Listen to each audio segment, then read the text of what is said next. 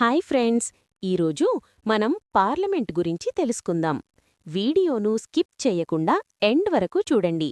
Please వీడియోను like, share and subscribe చేయండి.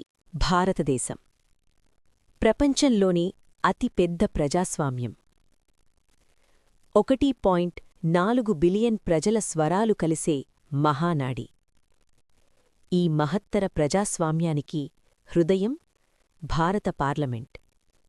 దేశ భవిష్యత్తు నిర్ణయాలు తీసుకునే అత్యున్నత సంస్థ ఇదే. దేశ రాజధాని న్యూఢిల్లీలో ఉన్న ఈ పార్లమెంటు భవనం ఒక సాధారణ నిర్మాణం మాత్రమే కాదు. భారత స్వాతంత్ర్యం, ఐక్యత, ప్రజాస్వామ్య విలువలను ప్రతిబింబించే గొప్ప ప్రతీక. పార్లమెంటు చర్చలు దేశ ప్రజాస్వామ్య ఆత్మ. వివిధ రాష్ట్రాల నుంచి భిన్న భాషలు, భావాలు కలిగిన సభ్యులు ఒకే లక్ష్యంతో మాట్లాడతారు: దేశ అభివృద్ధి కోసం. పార్లమెంటు అసలు పని చాలా వరకు సమితుల్లో జరుగుతుంది.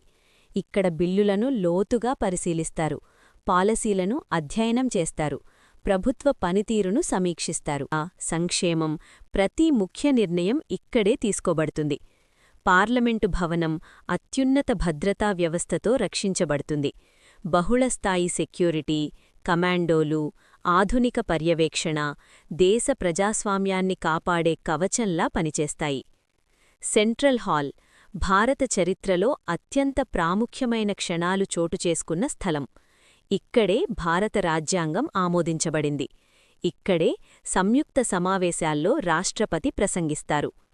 భారత పార్లమెంటు ఒక భవనం మాత్రమే కాదు, ప్రపంచంలోనే అతిపెద్ద ప్రజాస్వామ్యానికి బలమైన హృదయం.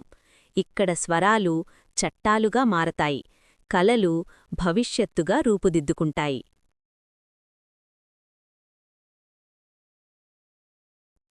Do like this video. Please don't forget like and subscribe. Thank you for watching.